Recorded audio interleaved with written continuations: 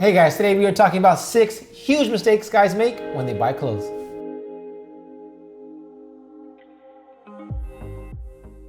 What's up guys, welcome back to gentslounge. I'm George, this is Blake. If you have not hit that subscribe button yet, please do that right now. We are here every week talking about men's fashion, lifestyle, and today we are talking about the 6 huge mistakes guys make when buying clothes. Now, Blake and I have made all of these mistakes on the list, which is why we are here bringing them to you today, right now, so you do not make the same mistakes we did and you pick up where we are now instead of where we started. Exactly. So diving straight into it, gentlemen, the first mistake that we made was that we bought the wrong size. So sometimes I bought a size that was way too big back in the early 2000s, and then around 2010, I bought stuff that was way too tight.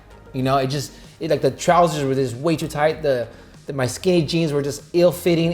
It doesn't look good. Yes. So I think back in the day, I think the problem was everyone was wearing a size too big. Like if you were wearing a large, you were probably a medium.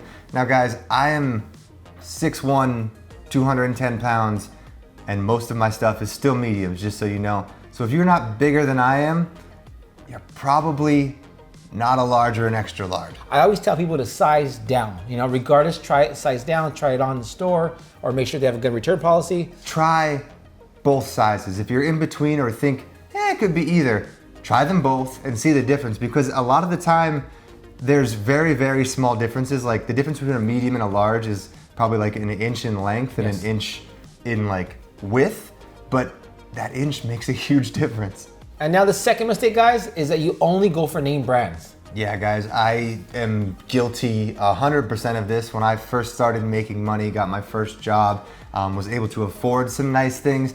I had, you know, Gucci belt, Prada loafers. You had like that Hugo Boss suit. Yeah. He was all name brand. If there was a department store at a nice mall, I was shopping there and thought I was the shit.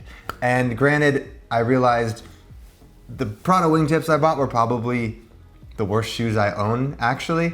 The Gucci belt I bought was probably the worst, not the worst, but not the best belt I owned. And the Hugo Boss suit fit me like garbage, but I felt great because I spent $1,500 on it. I see this too often in outlet stores when people are just flocking to outlets just to go for the name brand. It doesn't make it better. I have a pair of Saint Laurent sneakers that I wear that are, which I thought were really good quality, and then they are, but they're about $800 to $1,200. And our friends at Taft and all these new brands that are coming out with sneakers are essentially making the exact same shoe in the same factory, but charging like $200. And guys, there's nothing wrong with name brands like Gucci, YSL, but realize you are paying for the name, and if you want real quality garments, you'll probably get better stuff custom made to you for less money at literally like any good tailor shop, because you're not paying for the 2 G's on the logo. Yeah, so this is where I see it like really wrong. When I see guys buy like these LV suits or these Saint Laurent suits, but they're essentially just off the rack suits, but they're spending the equal amount that it would cost them to make like a bespoke suit that's fitted for them. All right guys, so number 3 on the list, I am also very guilty of, and that is you buy all of the same thing over and over again. So if you look at my closet right now, it is literally filled with blue dress shirts because I like blue, but every time I have the option to pick a dress shirt, I always seem to pick some shade of blue. I mean, you gotta have some diversity in your wardrobe, and that goes for when you're actually buying clothes. You know, guys, in the summer, like my go-to is white pants and a blue shirt, and typically it's like a indigo or like a chambray shirt. But then when I go look at my closet during summertime, I have like 4 pair of white denim and like all these blue shirts. Like, there's no diversity, you know? So last summer I started changing it up and just shopping, you know, outside the box, but still not too crazy, you know? Right, I mean, for Blake's example, if you want a chambray shirt, just do like a red chambray or a different color chambray. You don't have to go crazy different, but just if you have, you know, 4 blue dress shirts in your closet, try something different. And number 4, guys, you buy for the trend versus style. So if neon is in, you're buying everything neon. If camouflage is in, you're buying everything camo. That is completely wrong. Don't do it.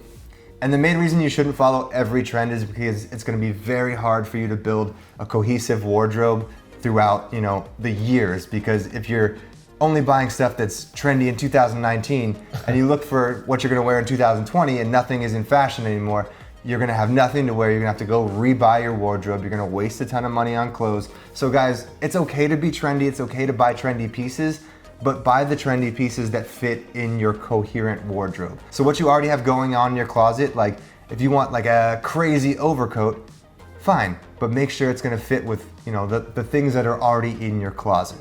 Yeah, like someone who's trying out ripped denim shouldn't like buy the craziest ripped denim. You know, you want to have some that just are slightly distressed, you know? Or don't fill your wardrobe with ripped denim. Yeah. Like Huge one mistake. pair of every trend or one piece from every trend, if you like to try new things, is probably all you need, because chances are the trend is going to die, because that's what trends do. All right, guys, and then up next on the list is that once you buy your clothes, you don't do any tailoring to them. So I think this is kind of the biggest mistake I see a lot of guys make, is when they buy denim. They buy denim that fits them in the calf and they like the way it fits kind of at the bottom of their foot, but then they sacrifice either a super loose leg up top or a super skin tight leg, which is such the wrong way to go about it, when you can get something that just fits in the waist, fits you from the thigh down, and if it's a little wide from the knee to the bottom of your ankle, all it takes is a $10 to $12 taper and a hem to get that fit exactly perfect. I think that's a great point to bring up, because I see a lot of guys that buy trousers that are too long for them, you know? All it takes is, like George said, is a $10, $12 tailor to get them, you know, just right, and then it's gonna look fantastic. Like, you have no idea how much just a little bit of tailoring can make everything in your wardrobe look that much better and make you want to wear it even more than you already do. Yeah, it's gonna make you look thinner and not sloppy, right? For some reason in college, I didn't think that it was possible to like thin the legs of a pant for some reason. And I was like, you can only buy skinny jeans because that's the only way you can get skinny jeans. But tailors can do literally anything to you. It's not that expensive. Chances are you're not also taking in the waist of your shirt enough. I took like 10 of my shirts to the tailor, got the waist tapered in, and I wear them so much more. Like they didn't see the light of day for like 2 years. And last but not least, guys, you buy clothes without realizing what's already in your closet. Yes, I have a vivid example of me doing this. I remember I was in high school, I went to Express, I saw this cream and like tan pinstriped blazer, and I was like, yeah, this is sick. I'm gonna wear this with everything. And then I bought it. It was on sale, so I didn't pay too much. I think it was still like $120 at the time, which is a lot for a high school that's student. Still a lot now. But I never wore it once. I bought it, it sat in my closet, because every time I put it on with something that was already in my wardrobe, it didn't fit right, like I couldn't pull it off. And you know what? I bet you the blazer was nice. It was very nice. It looked great. It just, you had nothing to match it. Well, one, I was like 16. Like I had no business buying like a cream blazer where I should be on a yacht somewhere sipping pina coladas. Right? I mean, come on. It just didn't fit my lifestyle. It didn't fit what was in my closet already. It just didn't work for me. It's not that it's not a good piece. It's just that you need to buy things that fit the way your wardrobe fits and also fits into the theme of what you wear on a regular basis. Exactly. So you want to have already a vision of how you're going to style it, what you're going to wear with it. Another example is me when I started wearing these wider trousers or trousers that had pleats. I didn't realize that my shirt was way too tight and my shoes were like way too narrow. So I started wearing like sneakers, and then I started buying other shirts, like looser shirts. So it flowed a lot nicer, you know, because it just looked too cartoony. You have to think about this kind of stuff, guys. Yeah, when you go shopping, if you're picking out an item and you can't picture 3 or 4 things that you already have in your closet to wear it with, exactly, yeah, don't buy it. If you go to the mall and you pick out an item and then you have to go to another store to buy something to go with that item, you're making big mistakes here, because you should already, I can go to the store, buy one thing, and I know I have 100 other things in my closet that I can wear it with. And on that note, that pretty much wraps up the video, guys. I hope this was interesting for you. That was 6 huge mistakes guys make when buying clothes. Now, comment down below if we missed any mistakes or mistakes you made, any horror stories you have.